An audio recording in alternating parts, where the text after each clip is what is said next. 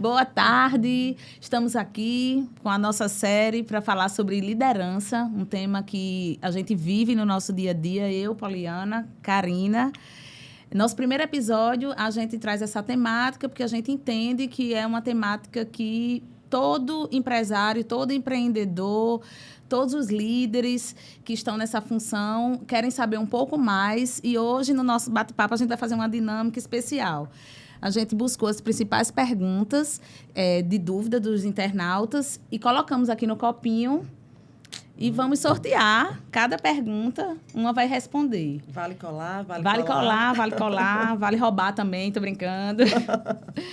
Então, quem quer começar? Pau ou ímpar? 01 é ótimo, pau ou ímpar? Ímpar. Pá, 1, 2, 3 já. Ímpar. Eu começo. Pronto. Você lê e pergunta para mim, ou você lê e já responde? Eu leio e pergunto. Tá bom. Então, vamos lá. Vamos lá. Qual o papel da liderança na formação da cultura organizacional e como promover valores e ética na equipe? Eita, essa você sabe tudo. Acho que quase tudo.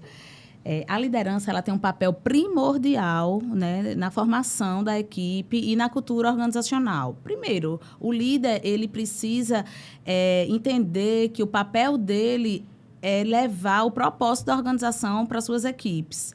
Então, e depois entender, né, quais são os valores, do que aquela empresa não abre mão.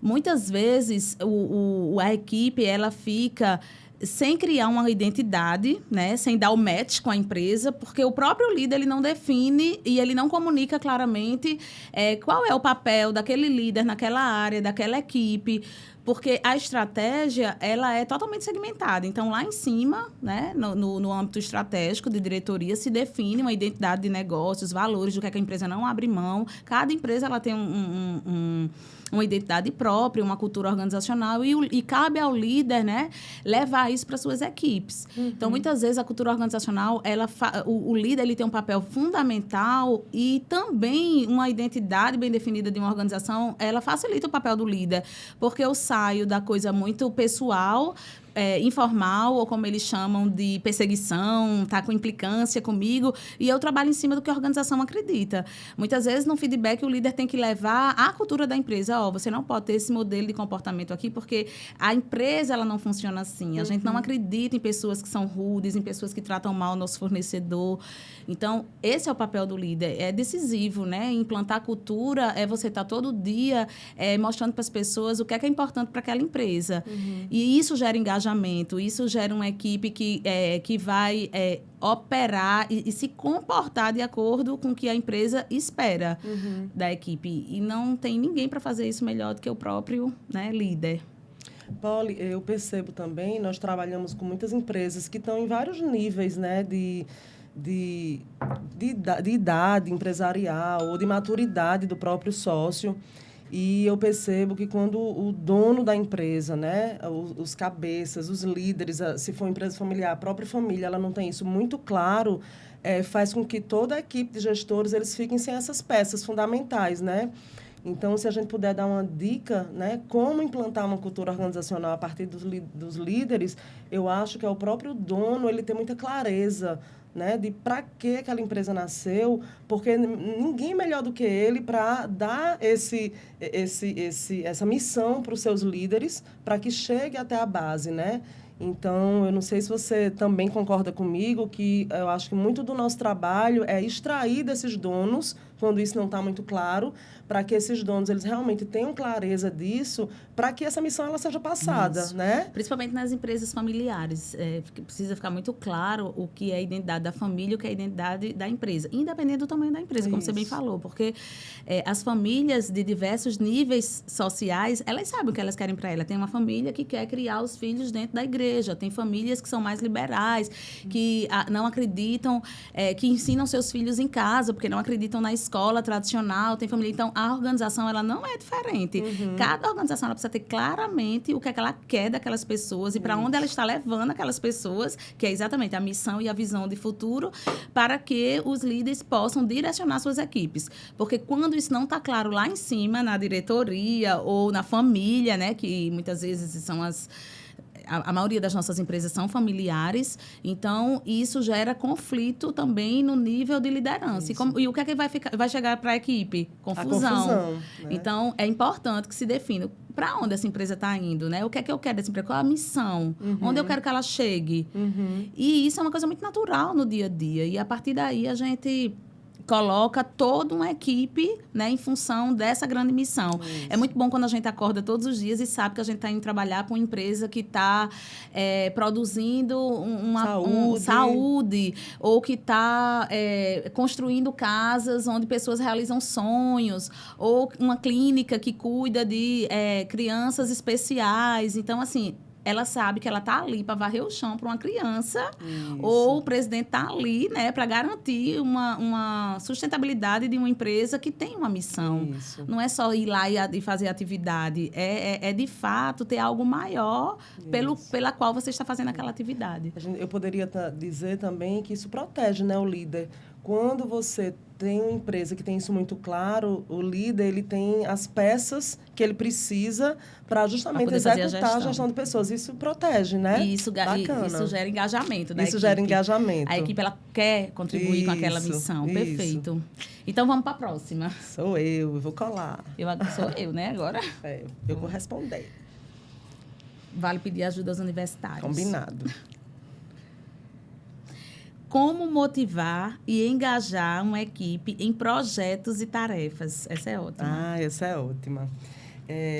Primeiro, conhecer, né, essa equipe, entender que, obviamente que a primeira coisa é você estar motivada enquanto líder naquele projeto e naquela tarefa, né? Então, hoje a gente estava vendo um relato, né, de uma pessoa que saiu da empresa porque ela não se engajava mais com aquela empresa, né? Então, nenhum projeto, nesse caso real de hoje, nenhum projeto que esta empresa tivesse, essa pessoa, esse líder ia se engajar, né? Então, o primeiro passo, eu acho que é o líder, primeiramente, se engajar nesse projeto, acreditar nesse projeto. Depois que ele acreditar, né, ele vai... em conhecendo a equipe dele, ele vai dar, né, a motivação que cada um precisa, ele vai saber o argumento, né, que cada um da equipe precisa e que pode assumir para que ele realmente execute as tarefas daquele projeto. Então, acho que o primeiro lugar é o próprio líder, ele se engajar naquele projeto, depois ele ter a comunicação assertiva com cada peça, com cada colaborador dele. Então, para isso, ele precisa conhecer, né, o seu colaborador.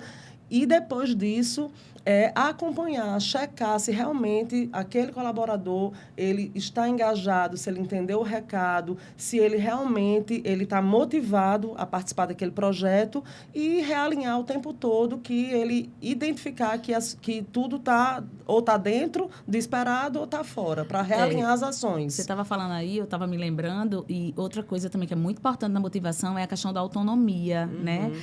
Muitas equipes, elas ficam com foco só no projeto, na tarefa, e muitas vezes elas precisam de projetos maiores, porque elas já estão num nível de excelência naquela atividade. Então, o líder ele precisa estar muito ligado, né, no desenvolvimento e na transformação da equipe no longo na linha do tempo, para poder ir dando doses de autonomia, porque a autonomia faz com que eu me sinta desafiado novamente, né? Então, assim, o desafio é muito importante também no processo de motivação. Se eu pudesse contribuir com sua resposta, né? Outra coisa Poli pergunta, Poli responde. Outra coisa, Poli, que a gente pode, assim, identificar também no dia a dia é que, muitas vezes, quando o empresário ele não tem um nível de maturidade, de propósito muito, muito grande, primeiramente dentro de si, ele procura motivar, muitas vezes, pelo dinheiro, né? Engajar pelo dinheiro, engajar pela remuneração. Remuneração, dinheiro é importante, importantíssimo, mas ela não é o primeiro lugar. Eu acredito que quando você tenta engajar uma equipe, em primeiro lugar pelo dinheiro, eu acho que o tiro sai pela culatra. Por quê? Porque o que é que motiva a ação de uma pessoa, né? Ela pode até estar precisando daquele dinheiro, mas não é o que vai manter ela nos percalços do dia a dia daquele projeto, né? Muitas vezes um projeto desse, ele requer que você faça atividades que muitas vezes você não gosta, que muitas vezes você tem dificuldade, que muitas vezes você acha um saco fazer. E o dinheiro, ele é muito volúvel, muito volátil. Você não vai lembrar, mas se você realmente motivar pelo que realmente, intrinsecamente, em cada indivíduo ele se motiva, ele vai lembrar. Né? Então, eu acho que é fazer uma mescla mesmo aí de remuneração estratégica para o projeto, se for o caso, mas antes disso é realmente... E colocar a pessoa certa no lugar certo, né? Porque, às vezes, aquela pessoa, ela não tem aquele perfil para aquele projeto, para aquela atividade, e ela vai fazer e ela vai se desmotivar na linha do tempo. Ela vai fazer porque tem que ser feito, ou porque ela consegue fazer, mas a motivação em si, né, o motivo pela qual uma pessoa entra em ação. Então, é importante que a gente conheça a equipe, saiba o que é que cada um, pelo que cada um se motiva. Isso. E é como você falou, dinheiro é bom, todo mundo gosta, mas não é o único fator motivacional, que muitos empresários, a gente sabe que quando contrata a gente, contrata para a gente fazer uma remuneração estratégica porque quer motivar a equipe. É importante, mas é pelo dinheiro que a equipe se motiva. Nunca em primeiro lugar, né? O dinheiro não está em primeiro lugar. As pessoas se motivam porque... Muitas vezes elas querem ir para um projeto novo porque elas querem conhecer, muitas vezes elas querem aprender, muitas vezes... Porque são os vários motivos, né? Muitas vezes quer ser reconhecida porque está naquele projeto. Exatamente, que aquele projeto gera reconhecimento para ela. Isso. Então, assim... existe uma fonte infinita de motivos pelas quais as pessoas entram em ação. Não seria só o dinheiro. Então, muito, muito legal. Boa resposta. Agora sou eu? Vamos lá.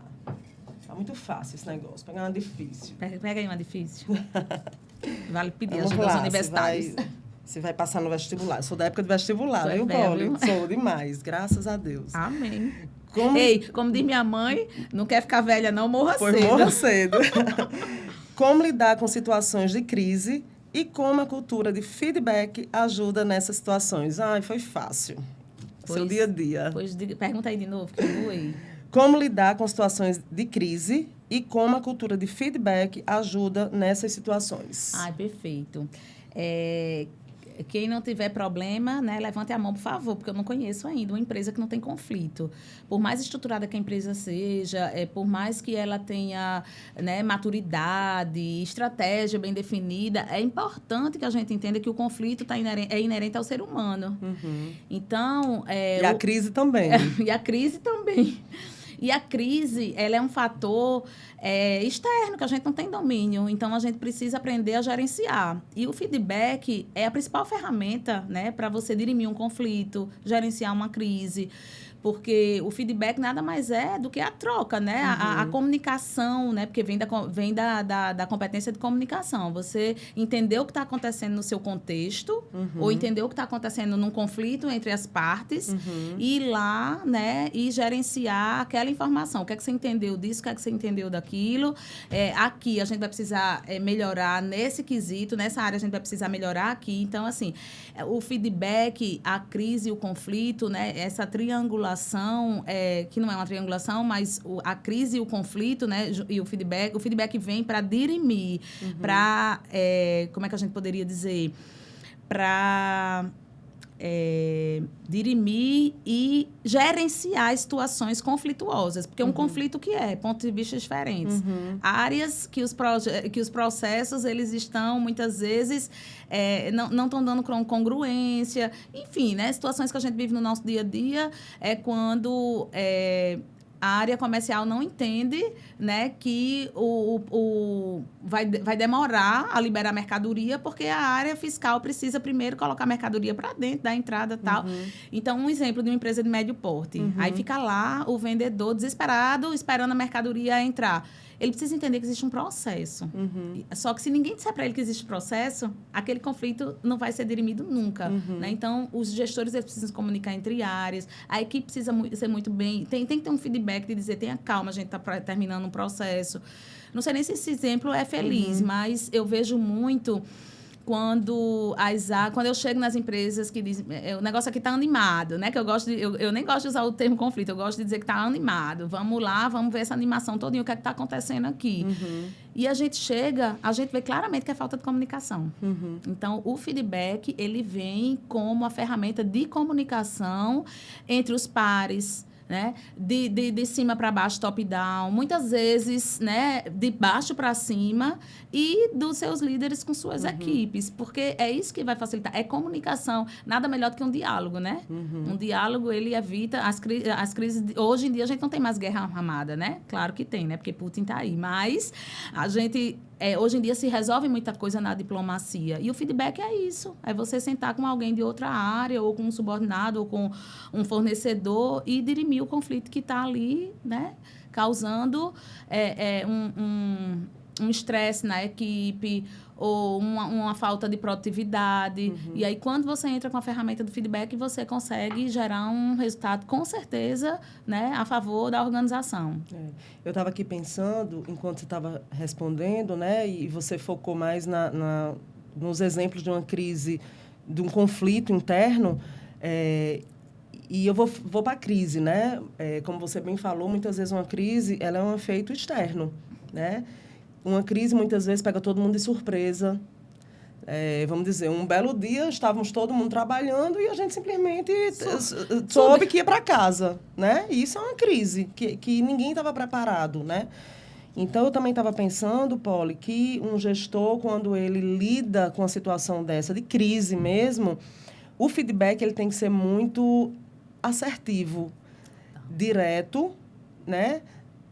Determinante, diretivo e fazer com que as pessoas realmente se movam para aquela situação que ele precisa que seja resolvida e que ele já identificou que tem que ser daquela forma. Perfeito. Muitas vezes, um feedback, ele muitas vezes tira a pessoa do surto, assim, né? Do impacto e o gestor vai precisar dizer assim, olha, eu já pensei em todas as situações, para essa situação eu preciso que você faça aquilo e eu preciso que você deixe de agir dessa forma e comece a agir dessa.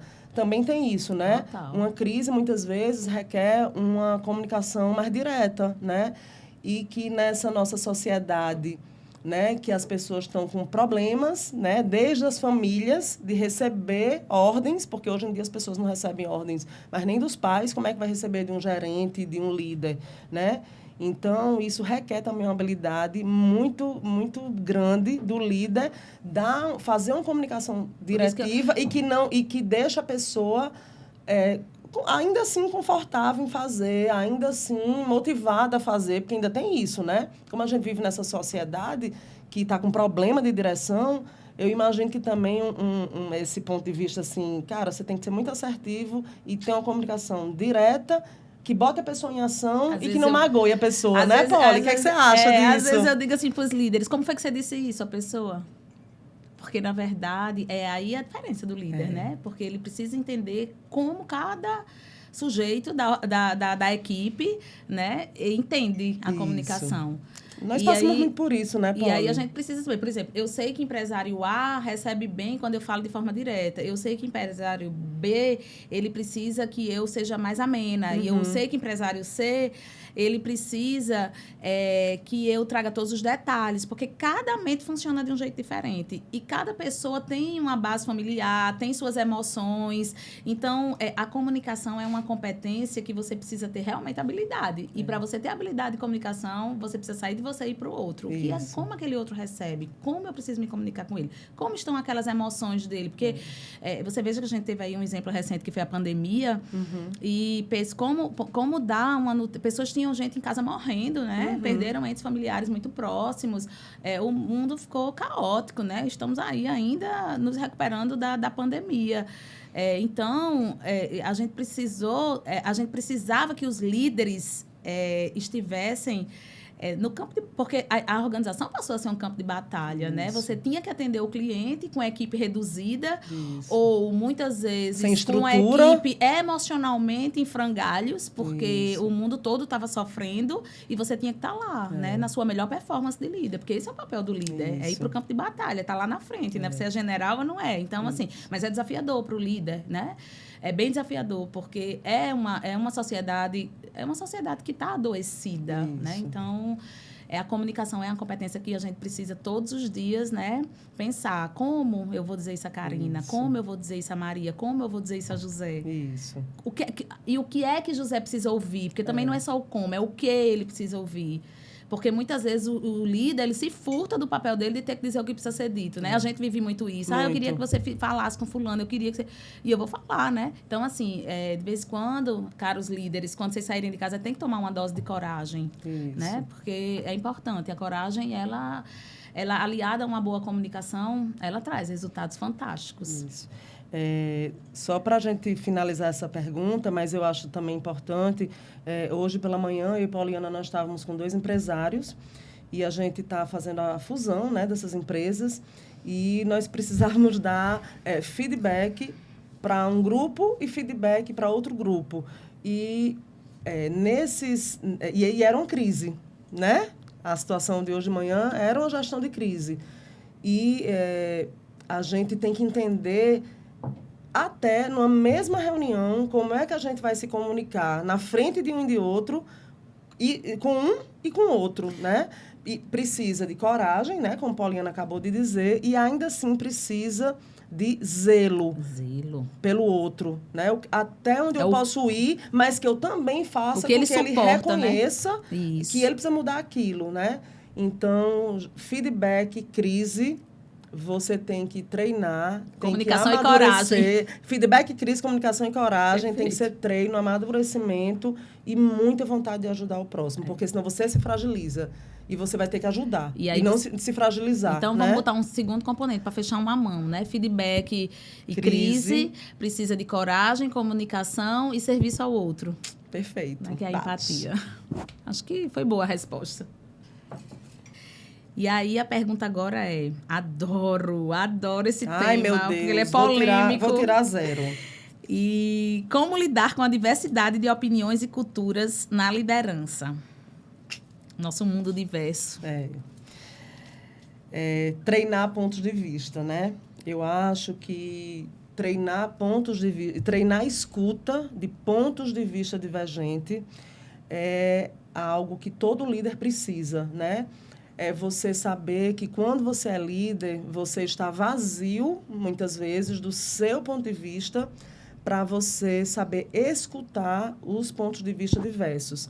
E isso é algo que eu até diria, Poli, que isso é um treino para você ser líder, é um treino para você ser esposa, é um treino para você ser mãe, né? É um treino para você ser colega, né? Amigo.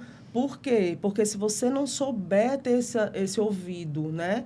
Que compreenda, que se esvazie e realmente, sem pensar em si, sem pensar no que você vai responder, sem pensar no que você discorda ou concorda, estando conectado com aquele ponto de vista, com aquele nível de consciência, com aquela pessoa que está na sua frente, tem, né? Você vai saber lidar com essa informação.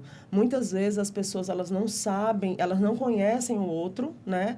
Porque elas não têm ouvido e nem a maturidade de treinar, escutar o ponto de vista do outro.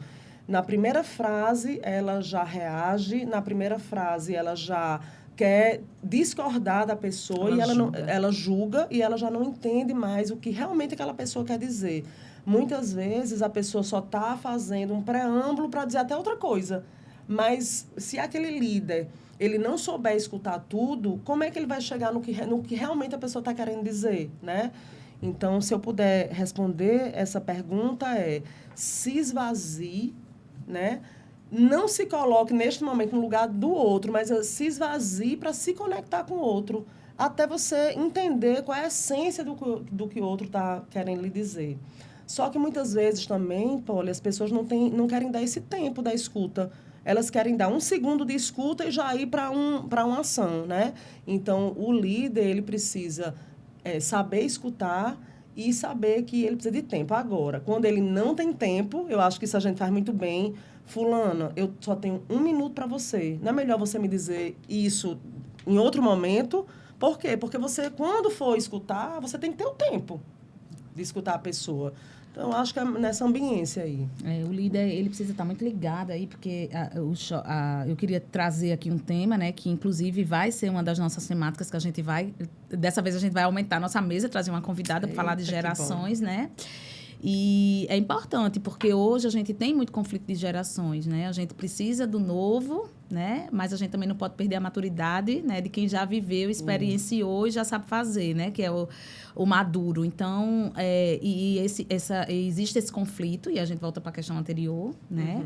Nada melhor, e aí você trouxe muito bem, é você saber ouvir opiniões, né? Você sair do julgamento, se esvaziar e entrar no outro. Mas isso não é fácil no dia a dia, né? Porque o nosso mundo, ele é um mundo de muita velocidade, né? De muita... tudo hoje é em bits, né? É em segundos. Uma criança não tem mais paciência quando a internet cai. Ai, nada funciona, tal. Então, assim, as pessoas entram na reclamação, na desistência muito rápido. Então, o líder, ele precisa ser muito... né? Ele precisa ser muito...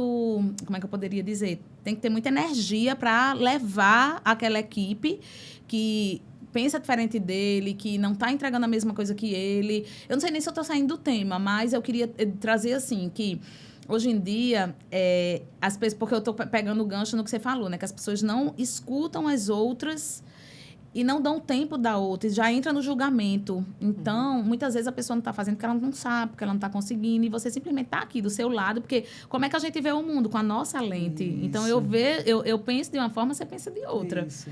E eu não sei nem o que é que você pensa, mas eu já estou julgando você a partir do que eu penso. Então, é importante que a gente esteja mesmo conectado, porque a conexão, ela dirime o conflito. Isso. E o que é uma diversidade de opinião? É cada um pensar de um jeito. E aí, a gente tem que colocar os pontos de vista. Eu acho que o grande lance é todo mundo poder botar seu ponto de vista e a gente ficar com o que for melhor para a área, para a empresa, e ficar com a melhor decisão para o negócio, né? Então, porque a gente não tem um objetivo, não tem uma meta. Isso. E aí, é se destituir de ego também, né? Porque a gente sabe que a gente está todos os dias na organização e muitas vezes a gente vai só para fazer gestão de ego. Ok, eu tenho ego, você tem ego, nós somos seres humanos, nós somos frágeis, né? E nós erramos. Isso. E muitas vezes a gente opera sobre o nosso ego. Isso. Então, a gente tem que sair do ego e entrar na identidade. Isso. Um líder, ele precisa ouvir e ele precisa decidir qual é a melhor opinião para o grupo. Perfeito. Então, acho que... Uma boa pergunta, né? Os internautas estão bem... profundos nas perguntas. Teria muito pano para manga essa daí. Vamos nessa. Existem técnicas eficazes para gerenciar conflito entre membros da equipe? Total. Ainda bem que essa foi para você. Existem várias técnicas, né? E a gente já falou delas aqui. Para mim, a maior e mais importante ferramenta, né? Que é a técnica de mentoria, a técnica de coaching, né? Jack Welch diz que no futuro todos os líderes vão ser coaches, né? Por quê? Porque o coach, ele vai o quê? Desenvolver. Ele vai sair do foco da tarefa e vai para o desenvolvimento, que é a liderança transformacional, né? Você pega uma pessoa de um jeito e você vai aplicar técnicas de fazer ela refletir, entender o que ela pode melhorar se ela já está boa, fazer ela mudar de rota se ela não está no caminho certo, muitas vezes ela vai precisar mesmo de orientação. Então, quais são as técnicas, né?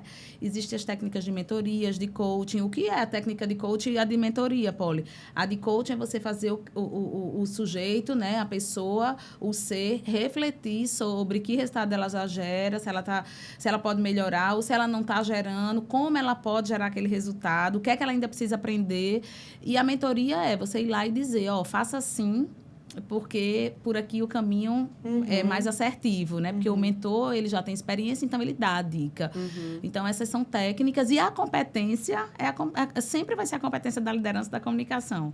Né? Eu amo essas duas competências. A gente passaria aqui... a gente faria um podcast só sobre comunicação, porque Vamos fazer? Vamos fazer, né? Porque comunicação é a grande ferramenta de um bom líder. É o que muda o mundo, né? São os discursos que emocionam, que levantam uma plateia, que levam o exército para frente. Então, o líder, ele precisa ser muito bom na comunicação. E aí a gente já falou também do feedback, né? O feedback é uma excelente técnica. Você vai lá e pontua. Você direciona. Você está dizendo, dialogando. E lembrando que, se eu pudesse dar uma dica, lembrando que o feedback é uma via de mão dupla. quando você fala alguma coisa para alguém, você tem que estar aberto também para entender se aquilo valeu para ele ou não. E eu gosto muito de dizer assim, ó, eu queria, a gente pede licença para dar um feedback, depois a gente fala o que tem de dizer, direciona, pergunta se a pessoa checa o entendimento do outro, para ver se ele ficou com o que você quis levar, porque comunicação é um processo muito complexo, né? Lembra do mapa mental? Eu vejo o mundo do meu jeito, então você pode estar querendo me dizer uma coisa e eu estou entendendo outra. Então é importante a checagem. E essa é uma boa técnica de você também aí melhorar os conflitos. Existe um autor, que eu não vou lembrar agora o nome dele, que ele diz que as perguntas, você pode até lembrar, as perguntas elas são expansivas e as respostas elas são, eu não lembro qual é o termo que ele fala, mas assim, elas são fechativas, elas não são expansivas, né? Ao contrário de expansiva. Então, só para complementar em um tema que você é perita, perguntar à pessoa e fazer ela tirar a resposta dela mesma, né? Porque se a gente... Obviamente que no processo de mentoria, aquela pessoa, o mentorado, ele já é uma pessoa que já está apto ali para estar sendo direcionado, é outra estrutura. Mas eu vou falar, né, do coach, né, das perguntas. Muitas vezes eu já vi pessoas mudar uma vida com a única só pergunta. porque respondeu uma pergunta certa, né? Yes. E por que responder uma pergunta certa é tão importante? Porque você vai extrair de você e não é o outro que está lhe dizendo, porque às vezes a pessoa precisa só extrair dela, às vezes a pessoa precisa ser direcionada, que aí é outra técnica, por isso, né, que eu falei do coach, da mentoria, do feedback. Polly.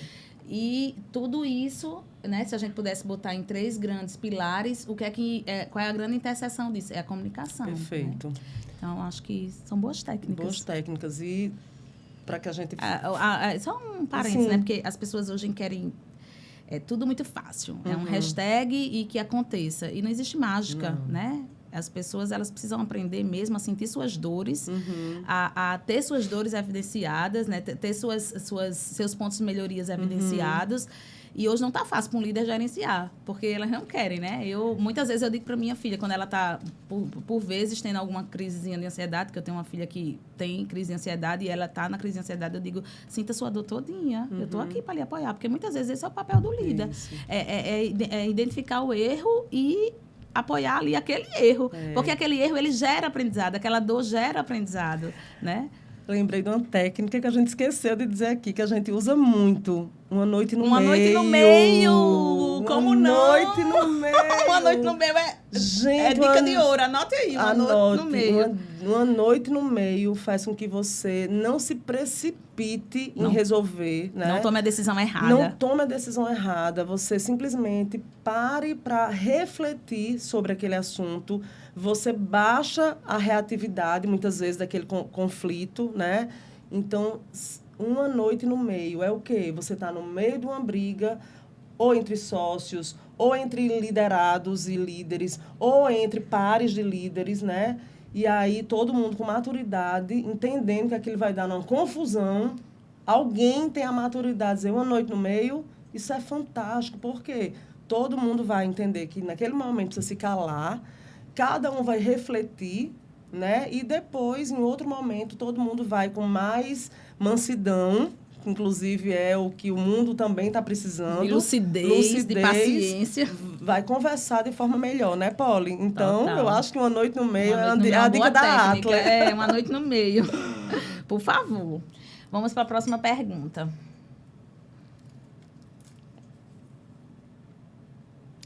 Essa é boa. Essa é fácil. Como o líder contrata a pessoa certa? Existe a pessoa certa? Sempre. Essa é a segunda boa pergunta, né? Eu acho que, primeiro, ele tem que conhecer muito a empresa, né? Quais são os valores que essa empresa tem? Qual é a cultura organizacional dessa empresa? O que é que essa empresa comporta de uma pessoa? O que é que essa empresa não comporta de uma pessoa? Qual o nível de maturidade daquela equipe ao qual ele está contratando, né? E, obviamente, que ele tem que ter técnicas de identificar nas pessoas se aquela pessoa ela tem esses componentes que a empresa vai comportar, vai requerer, vai, né, precisar que a pessoa seja e esteja apta para aquilo, né? Então, eu acho que uma boa técnica é conhecer bastante a empresa, conhecer bastante de técnicas de abordar a pessoa num recrutamento de seleção, novamente, fazer as perguntas certas, sem gerar expectativa de resposta, né? Porque muitas vezes o entrevistador, ele até sabe tudo da empresa, mas ele está tão querendo respostas certas, que o entrevistado ele dê aquele gancho que faça com que ele tenha aquela certeza que é aquela pessoa que ele fica ansioso e ele não escuta o entrevistado, né? Então, conhecer a empresa ao qual ele está submetendo a vaga, ele ter técnicas de extrair da pessoa, inclusive do não dito dela, né? Porque muitas vezes a pessoa está dizendo assim, ai, eu fico... Ontem mesmo eu passei por isso, porque eu estou estrategicamente fazendo uma seleção e a pessoa me respondeu assim, tenho isso na ponta da língua, respondeu assim, olha, eu gostaria de participar agora de processos seletivos de administrativo, de financeiro. O currículo dela não direcionava muito para isso e eu percebi que aquela resposta era pronta. Aí eu disse, mas por que você está querendo participar de vagas que foquem em administrativo, financeiro, serviços burocráticos? Eu vendo que a pessoa ela tinha mais movimento, ela era mais relacional. E eu identifiquei que ela estava me dando uma resposta para que eu contratasse ela. E aí ela disse assim, não, porque assim, eu vi a vaga administrativo financeiro, eu também me identifico. Então, ela foi desconstruindo o que ela mesma tinha me dito. E como é que eu cheguei num consenso com ela, né? Aí a gente alinhou as expectativas. Eu disse para ela que a vaga era administrativo e financeiro, mas dentro de uma estrutura onde ela ia ter que se relacionar, ela ia ter que atender cliente, ela ia ter que fazer toda uma gestão de vendas. Só que o nome da vaga era administrativo e financeiro. E aí eu notei que ela relaxou e ela foi exatamente dizer que amava se relacionar com pessoas. Pronto, ficou com a vaga. Ficou com a vaga. Mas por quê? A pessoa certa. Exatamente. Por quê? Porque eu identifiquei no não dito dela que o corpo dela não estava me dizendo que a boca dela estava. Porque a maioria, né? 97% da nossa comunicação exatamente. É corpo. Então, a pessoa precisa, para resumir, conhecer bastante a empresa, conhecer da vaga, né? Conhecer da vaga, né, da área, da vaga, do que a pessoa realmente vai encontrar, né, na área, e realmente ter técnicas de ler a comunicação, do dito, do não dito, de extrair da pessoa o que realmente ela está querendo dizer. E aí, aproveitando aí, né, e já contribuindo com sua resposta, para você fazer uma boa seleção, você vai precisar se conectar, né, com quem está na sua frente, porque hoje as pessoas estão indo lá. As pessoas nem se conhecem, as perguntas ficam muito clichês, seus pontos fortes, seus pontos fracos. E, na verdade, você vai precisar ir além disso, né? Você vai precisar extrair da pessoa o que ela não está dizendo. Só que você só faz isso se você se conectar com ela.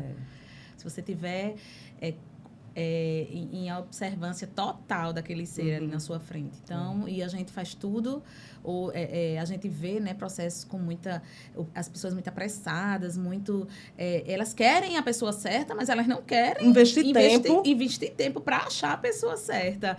Então, uma dica trate seu entrevistado, né, como se fosse a pessoa mais importante do mundo para você ali naquele momento. Afinal de contas, ele vai preencher uma vaga que sua empresa está precisando. E o processo de recrutamento e seleção, ele é o que vai dirimir todos os conflitos futuramente na empresa, é o que vai fazer a pessoa entregar a coisa certa se você buscar a pessoa certa. Reduzir custo, porque você vai, né? Lá na frente você não vai precisar desligar e você vai precisar fazer menos investimento em desenvolvimento. Sempre vai para melhoria e não porque contratou a pessoa errada, né? Então, assim, é importante o empresário ficar ligado em dar atenção ao candidato e se conectar com ele, né? Para entender o que não é dito. Fazendo um merchanzinho da Atlas, não são raras as vezes que as pessoas que são os nossos candidatos, eles entram em contato com a gente e agradecem até a forma que eles foram tratados. E aquilo me gera... Eu não sou, né, dentro da Atlas, na área de recrutamento e seleção, mas, por vezes, dentro de projeto, eu faço. E, obviamente, que eu sempre colho os feedbacks das pessoas. Como é que a gente não trata bem um candidato? E parece que é uma máxima, que as pessoas, elas, quando estão candidatas, elas não são bem tratadas. Quer dizer, o maior patrimônio de uma empresa são pessoas E na hora de eu recrutar essas pessoas, elas são maltratadas. Não, e outra coisa. Isso é uma Pronto, você chegou dicotomia, no ponto. né? Exatamente. E aí, o que é que acontece? Quando você não trata bem daquela pessoa, você está falando da sua cultura organizacional. Isso. De trato com pessoas ali dentro, né? Isso. Então, muito possivelmente, quem está ali vendo tratar um candidato, do mesmo jeito que trata um candidato, vai tratar o seu fornecedor, o seu parceiro de negócio, os colegas de trabalho. Então, assim, é importante a gente estar atento aí ao trato, né? Porque... deixar a pessoa confortável para ser ela mesma, né, Poli? Que custa receber bem a pessoa no horário certo, né? Você nem saiu de uma sala de cirurgia ou se atrasou, ok, pede desculpa. Eu queria lhe pedir desculpa pelo atraso. Quando vi que a pessoa está nervosa, perguntar, olha, se acalme, vamos bater um papo. Vou pegar uma água para você. Por quê? Porque a pessoa precisa ficar ali no melhor momento dela, senão você não consegue extrair. E quem está perdendo é você. Por quê? Botou a pessoa num nível de pressão, a pessoa não... E às vezes aquela pessoa era a pessoa certa para você. Só que você não acolheu ela da forma certa. Então, a via é de mão dupla, né? Quais os modelos de perfis de liderança? Quais os modelos de perfis de liderança? Existe o modelo que você quiser, né? Tem uma... a nossa prateleira é gigante. Por quê? Né? Existem aí os mapas mentais. E os mapas mentais, onde a gente trafega mais naquele modelo de comportamento, vai ser o nosso modelo de liderança, naturalmente, né? Então, tem pessoas que têm... São aquelas pessoas mais enfáticas, né? Que têm mais energia, são mais enérgicas. Então, naturalmente, elas vão ter uma liderança mais autoritária. Não é autoritária no sentido de eu mando, você obedece, mas no sentido do... Né? Tem uma liderança mais diretiva, digamos assim. Eu poderia usar aqui os termos da literatura, tá? Mas como a gente está batendo um papo, eu quero usar a linguagem que a Clé usa no dia a dia.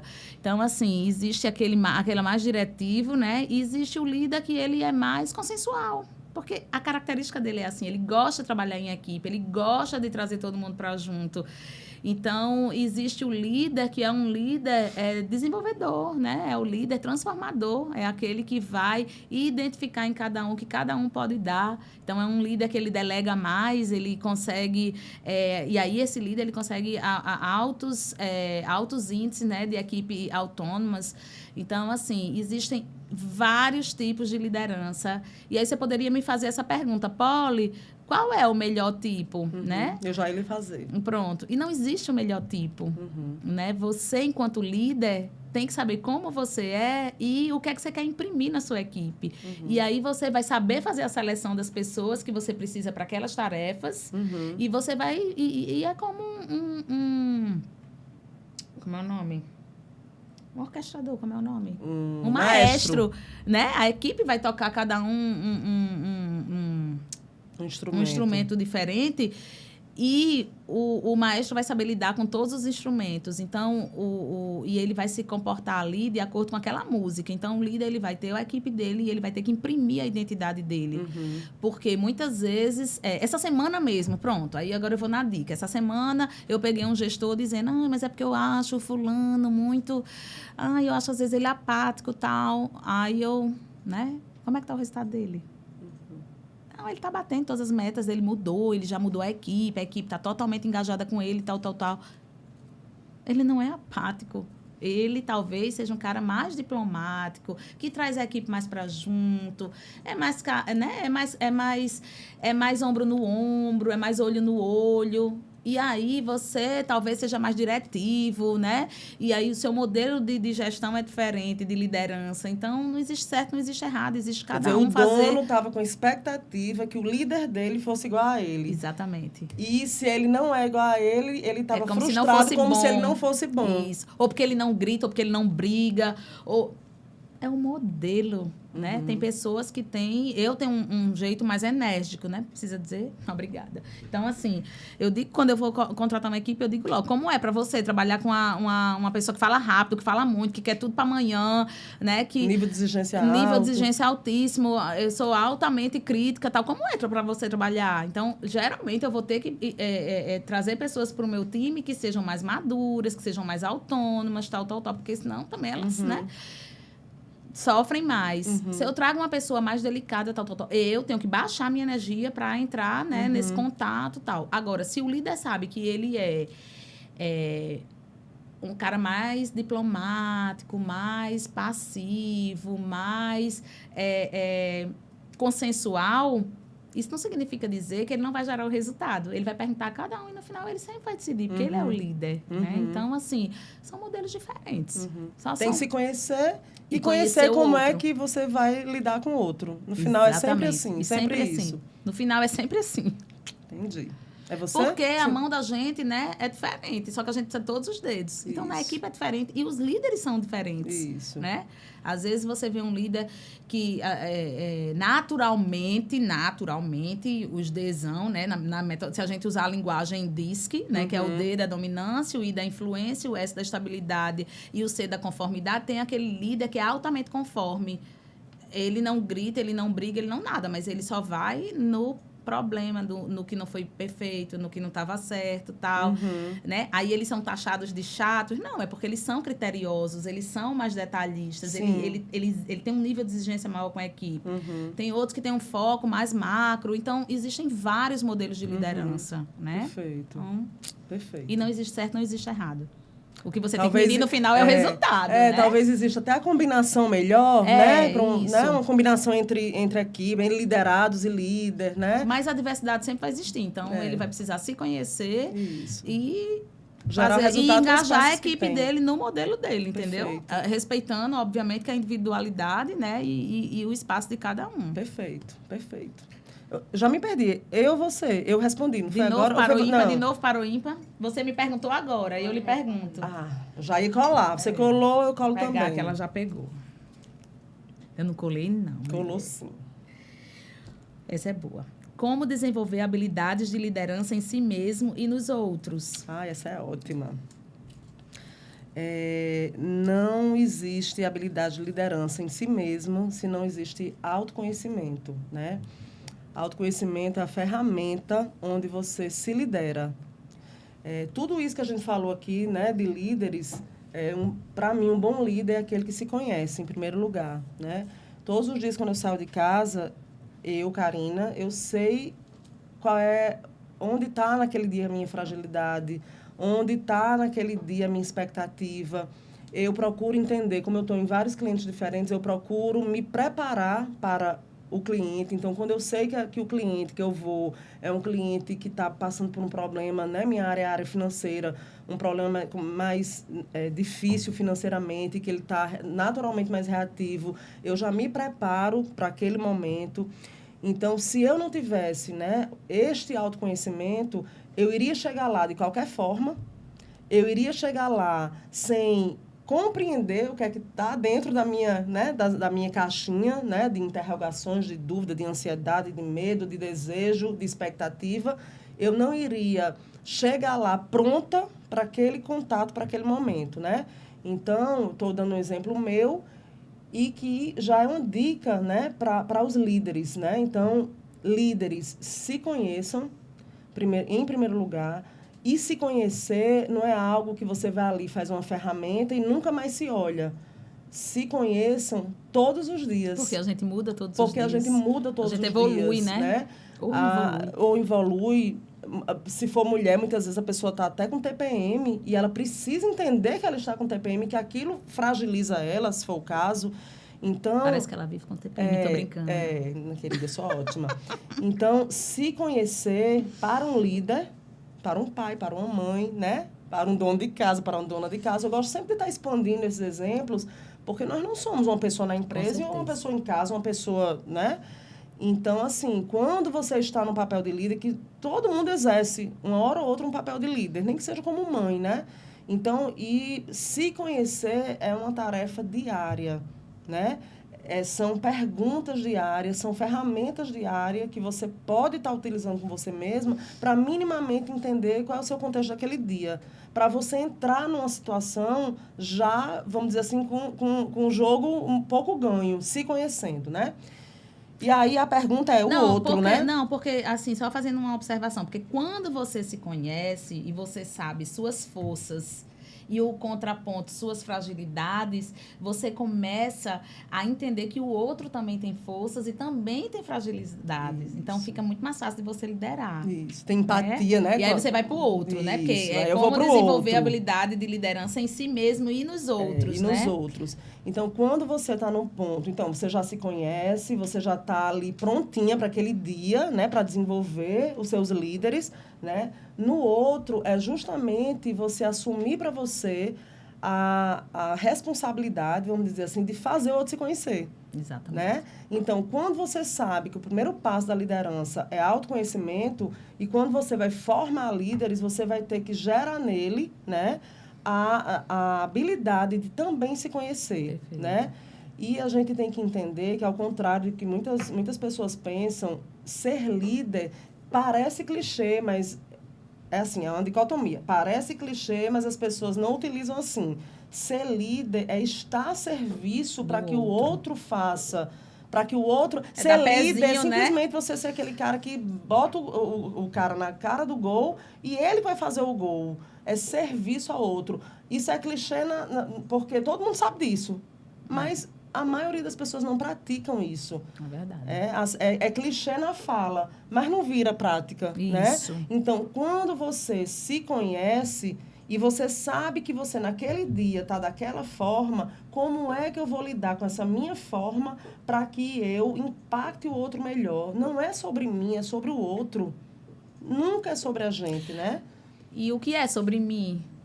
Né? E o que é sobre mim, eu vou assumir a responsabilidade. Isso. Porque pode ser sobre mim, isso. Mas eu vou ficar com a minha parte da responsabilidade e vou dar a responsabilidade ao outro. Isso. Né? Então, eu acho que uma boa técnica é isso, é você se conhecer, fazer o outro se conhecer e cada um assumir sua responsabilidade na relação. E aí gera equipes de alta performance. Exatamente, porque isso que gera alta performance. É fazer o outro ser responsável, né? Se responsabilizar pelos resultados. Isso. Né? Porque tem líder que é centralizador, quer botar tudo nas costas, quer fazer tudo, e aí a equipe fica ali, não se desenvolve. Ele não entende que ele centraliza tudo. Aí ele, né, sai do escritório 10 horas da noite, 20 horas, né? Então, assim, o que é que acontece? Com raiva de todo mundo. Com raiva de todo mundo, porque não terminou. Ele nem deu a oportunidade das pessoas fazerem. Ele nem dividiu as tarefas. Ele não responsabilizou o outro. Porque quando as pessoas têm responsabilidade, geralmente, o que é que elas vão fazer? Elas vão correr atrás de entregar aquele resultado. Então, caros líderes, é cada um do seu quadrado. Quem vai fazer o quê? Que aí tem o fluxozinho da delegação. Delegar não é fácil, não. Porque, primeiro, você tem que saber o que você pode delegar. O que é seu, é seu. O que é do outro, é do outro. Uhum. O centralizador pega tudo para si. O que é do outro? Aí, o que é do outro é... Quem pode fazer o quê? Porque sempre a responsabilidade vai ser do líder. Se você delegou a coisa errada, a responsabilidade é sua. Se você delegou para a pessoa errada, a responsabilidade é sua. E a pessoa que pegou, né? Você deu prazo a ela, você acordou com ela, você checou se ela sabe fazer, porque esse é o ponto crucial. Uhum. Você delega coisas que você nem sabe se a pessoa sabe fazer e a pessoa não vai fazer. Por quê? Porque você não conhece ela, entendeu? Não está organizado, né? Do ponto de vista de... Eu sei que isso aqui é meu e aquilo ali vai ser de cada membro da equipe. E aí, o que é que a gente tem que fazer? A gente tem que estar tomando conta de quem faz o quê, quando... E as pessoas têm que saber por quê. Isso. Porque isso gera, né, alta performance. Eu posso dar um exemplo, Paulo. Eu usei uma técnica com meu filho de 12 anos. Quando ele saiu do tempo integral... Nesse ano que ele saiu, eu chorei na escola. Eu disse, eu não quero esse menino, não. Quando você cuidar desse menino, não, pelo amor de Deus. E aí... Eu tive dificuldade, né, no começo de fazer com que ele estudasse, né? E aí eu disse, meu Deus, que estratégia eu vou usar com o Davi para ele estudar e tal. E aí eu, né, identificando, sabendo do comportamento dele, que ele é um Czão, tem um nível de conformidade alta, são pessoas que precisam da rotina bem estabelecida e também ele só faz o que faz sentido para ele. Se não fizer sentido para ele, ele não toma ação. Eu usei que estratégia com ele. Eu disse, filho, a gente vai fazer o seguinte, quando você chegar da escola, todos os dias eu vou lhe perguntar... Quê, né? Não, aí eu vou lhe perguntar qual é a hora que você vai decidir estudar. Nessa hora que você vai me dizer que você vai decidir estudar, eu não vou lhe dizer nada. Você vai sentar e você vai estudar. E aí, assim, eu fiz. Foi ótimo, porque ele não se sentiu pressurizado e fez tudo no tempo Polly, dele. E entrega. Eu não preciso mais. Quer que eu faça todos os dias? Checa. Eu como líder. Não, todos os dias. Filho, qual é a hora que você vai estudar? 16 horas. Às 16 horas ele está lá sentado estudando. Filho, o que é que você estudou hoje? Isso, porque ali gerou para ele, primeiro, um conforto de fazer a tarefa que faz sentido para ele. Ele decidiu, autonomia, porque ele pode decidir a hora que... Dentro do escopo de decisão dele. E faz com que ele entenda que ele precisa gerar o resultado. E simplesmente estar naquele momento sentado, estudando. Porque ele combinou comigo que era aquilo que ele ia fazer. Então, autonomia, foco em resultado e conforto, motivação para fazer a tarefa. Perfeito, porque fez sentido para ele. Porque fez sentido para ele. E já fazem 1 ano e meio que a gente... Faz 1 ano e meio que... A gente tá nessa pegada. E ele nunca saiu dessa rotina e tá dando certo. E tá tirando nota boa? Tá tirando nota boa. Glória. Glória, Davi. Sorte sua, Davi. E aí não organize, não, a equipe como líder, né? Isso. Porque aí senão ia ficar sobrecarregado. Você ia ter que chegar em casa de noite, estudar com ele. Estudar de 3 horas da tarde. E não fazia sentido para o menino estudar 3 horas da tarde. Fazia sentido de 4. Aí ele intercala. Tem dia que é de 7 da noite. Eu digo, meu Deus do céu, 7 da noite. Ele sabe o movimento dele, né? Exatamente. Ele assumiu responsabilidade sobre isso. Responsabilidade, exatamente. E quando ele não estuda, ele diz, né?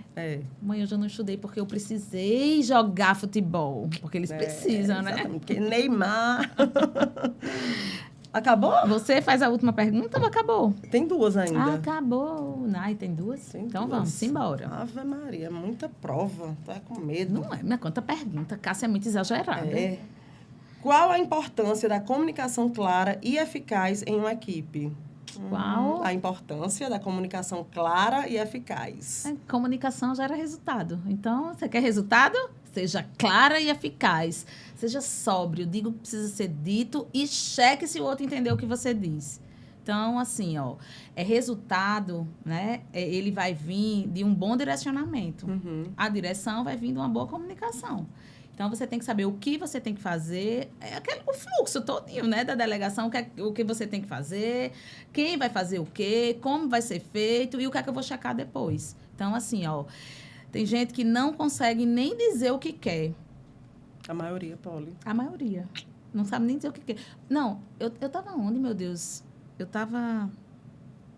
E aí, a pessoa falou... Eu tava hoje de manhã...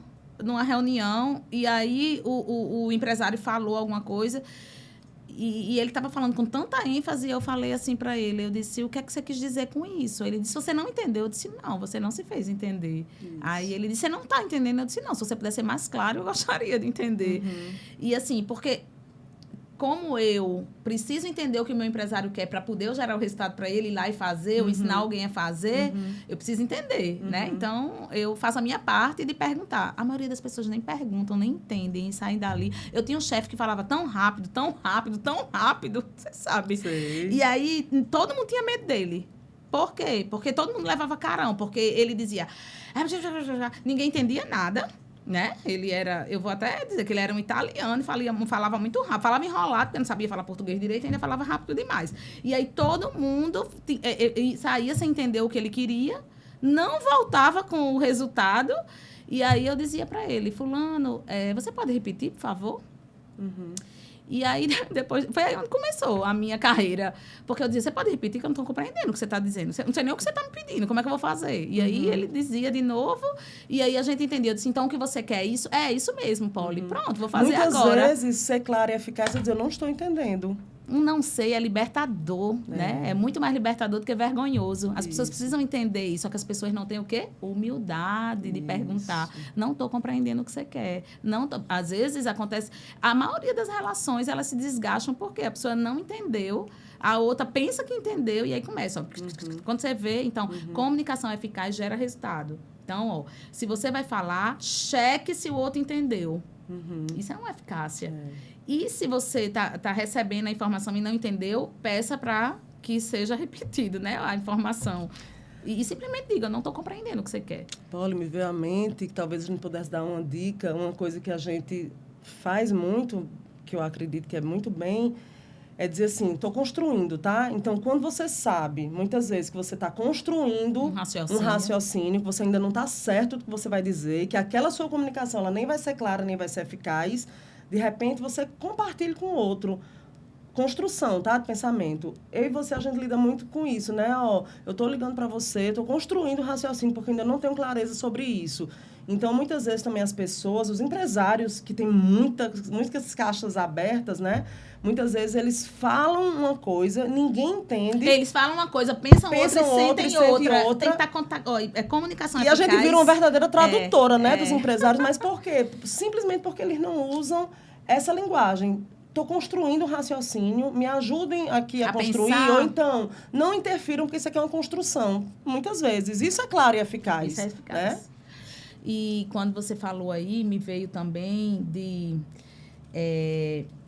tá construindo, ok, construiu, entregou, a comunicação entregou. Ao final, pergunto o que é que ficou para você, o que é que você está entendendo de tudo isso. Porque como você participa... Porque às vezes você está numa mesa onde você, diretor, está com vários gestores. Uhum. Cada um pensa de um jeito. Você pensa da ótica financeira, eu penso da ótica de gente ou comercial, o outro pensa da ótica lá de TI, o outro pensa da ótica de logística. Então, cada um tem uma ótica diferente, né? Porque cada um vai ver com sua lente. Então, é importante que o direcionador da mesa, seja um gestor, seja um líder, seja o presidente, o que é que ficou para vocês, né? Essa minha pergunta, todo mundo ri dessa minha pergunta, né? O que é que ficou para você hoje? O que é que fez sentido para você, né? Por quê? Porque você precisa entender, sua comunicação ela foi eficaz. Você só entende se você perguntar. Então, a pergunta, né, o ponto de interrogação, ele sempre vai ser a melhor ferramenta de um gestor. Perfeito. Eu para você. Você acabou de me perguntar, deixa de querer perguntar. Ela agora quer ser entrevistadora oficial. Vou mudar de profissão, adorei esse negócio. Então, só para a gente finalizar, né? Tchuru! Quais são os pilares de uma equipe autogerenciável? Essa é boa, foi boa. Foi fechamento de ouro, fechamento, né? Bom. Autogestão, né? Autogestão requer também que você se conheça, né? E a autogestão em equipe, né? Porque você se conhece e aí eu entendo que é uma equipe autogerenciável. Então, todo mundo ali se conhece, né?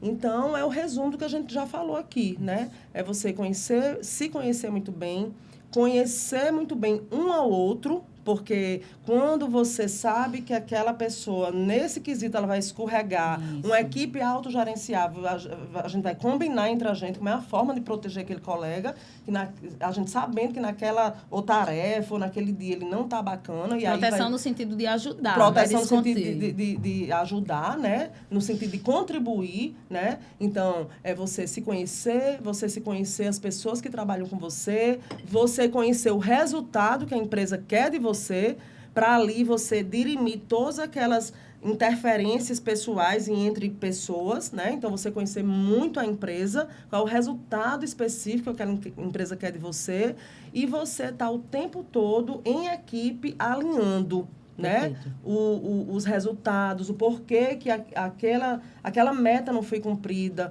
porquê que aquele orçamento não foi cumprido, sem apontamento de dedo, né? Com ferramenta de uma noite no meio, se houver conflito. Então, uma empresa ou uma equipe autogerenciável, se eu pudesse resumir, é uma equipe madura, que tem maturidade para si e maturidade para se relacionar. Perfeito. E com metas claras. Para mim, a autogestão é isso. É saber o que eu tenho que entregar, ir lá, fazer para mim, né? Ajudar fazer com menor impacto para o outro, com os menores custos, né? Para a organização, com muita boa comunicação, né? Para poder... Assumindo erro, todas as responsabilidades, perfeito. Da parte que lhe cabe, a maturidade, né? Autogerenciamento vem de... Alta performance vem de alta maturidade, né? Perfeito. E aí começa com o se conhecer. Então, é isso. Eu acho que nosso podcast de hoje foi. Estamos felizes de estar aqui, batendo esse papo. Tem uma perguntinha que eu estou vendo ali, Cássia, se contorcer. Sim, menina. Que é um merchan. Quer fazer a pergunta, Cássia? Deixa eu fazer. Aqui é a nossa pergunta merchan. Pauliana Andrade. Como funciona o treinamento Imersão em Gestão da Atle? Essa é merchan, né? Então, virei garota propaganda.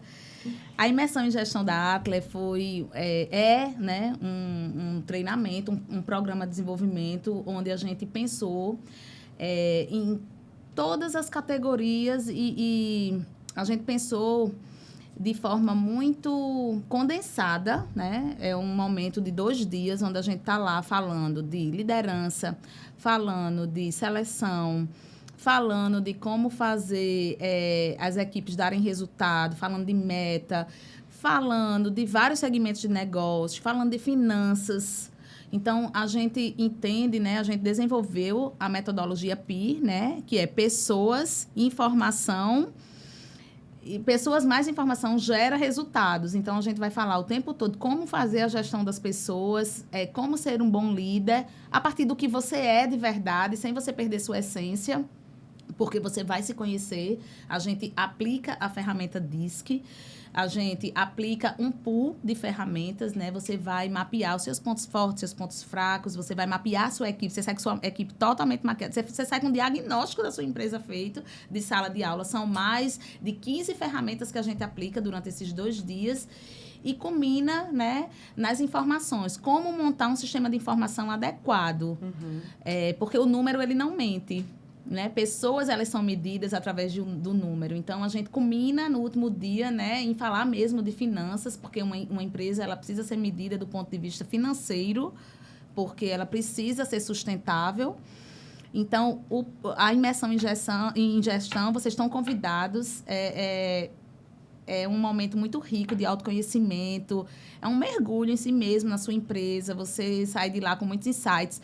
A gente pegou várias metodologias de vários gurus, né, da literatura aí, de liderança, de gestão, e a gente ficou com as melhores e a gente faz de uma forma muito prática e vivencial. É botar a mão na massa mesmo, parar, pensar, se observar, pensar em como você pode melhorar o seu negócio. Tem pessoas que já estão ali, tem pessoas que estão ali para abrir o negócio, tem pessoas que estão ali para expandir os negócios, tem pessoas que estão ali em situações críticas mesmo de resultado e precisam mudar aquele resultado. Então, vocês estão convidados, tá? A gente vai passar aí nas redes sociais as próximas turmas. Cássia, já tem data?